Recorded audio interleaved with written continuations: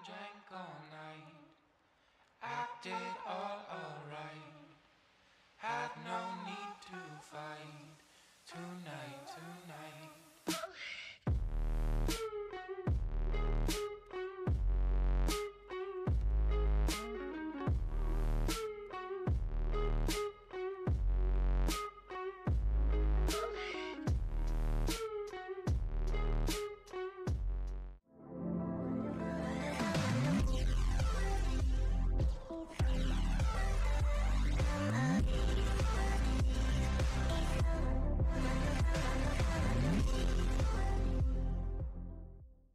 Salut tout le monde, c'est Skytech, donc aujourd'hui on se retrouve pour une nouvelle vidéo. Et dans cette vidéo je vais vous présenter un nouveau PC build que j'ai monté.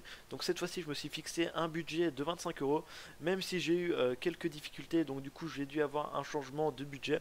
Mais bon, je vous expliquerai tout ça quand je vous présenterai les composants.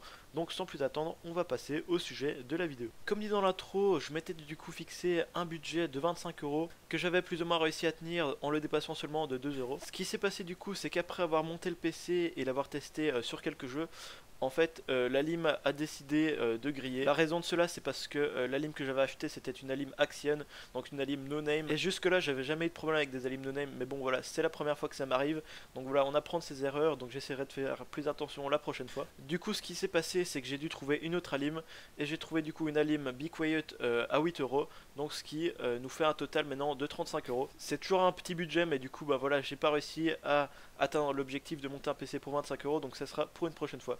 Donc maintenant on va passer à la présentation des composants. Pour les composants, du coup, nous avons d'abord la carte mère, donc qui est une carte mère Gigabyte au socket 775, donc qui venait avec un processeur Intel Core de Duo E6750, un processeur avec une fréquence de 2,6 GHz, 2 cœurs et 4 Mb de L de cache. Du coup, ce combo de la carte mère plus processeur plus ventirad, j'ai eu tout ça pour 7 €. Après ça, nous avons la carte graphique, donc la N260 GTX de chez Nvidia, donc que j'ai eu pour 10 €. Juste après, nous avons la RAM, donc 4 barrettes et de 2 Go de DR2 en 667 MHz de chez Kingston, que j'ai eu pour 5 €. Après ça, nous avons le disque dur, donc un disque dur Seagate de 250 Go. Juste après, nous avons le boîtier, donc c'est un boîtier Antec que j'ai récupéré d'un vieux PC, donc je l'ai eu gratuitement. J'ai fait une vidéo sur ce PC avec les anciens composants qu'il y avait dedans, donc je vous mettrai un lien dans la description. Et du coup en dernier nous avons les deux Alim, donc d'abord l'Alim Axion, donc la no name que j'avais acheté pour 5 €, et après donc nous avons l'Alim Be Quiet que j'ai eu pour 8 €.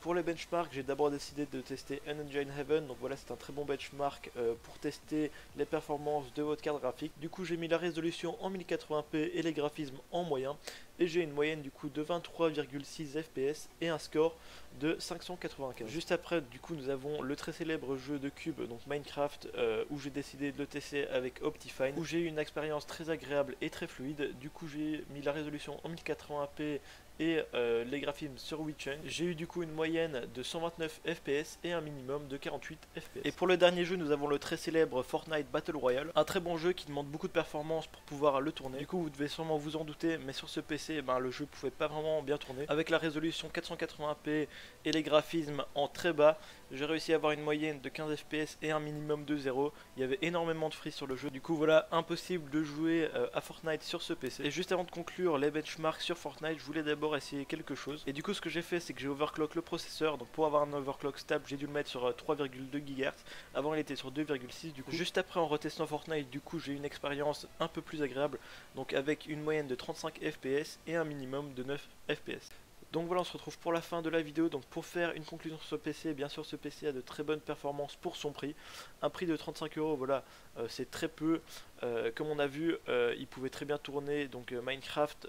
Là pour Fortnite, il fallait overclock le processeur, mais même là, on pouvait plus ou moins y jouer avec une trentaine d'FPS. Sinon, pour tous ceux qui se demandent où j'ai acheté ces composants et comment je les ai eu à un prix très bas, c'est normal, c'est parce que je les achète d'occasion du coup sur eBay ou Le Bon Coin, ou sinon je les achète localement, donc c'est pour ça que je les ai à un prix très bas. Donc voilà, on se retrouve pour la fin de la vidéo, j'espère que vous l'avez aimé, n'oubliez pas de liker et de vous abonner, c'était Skytech, bye.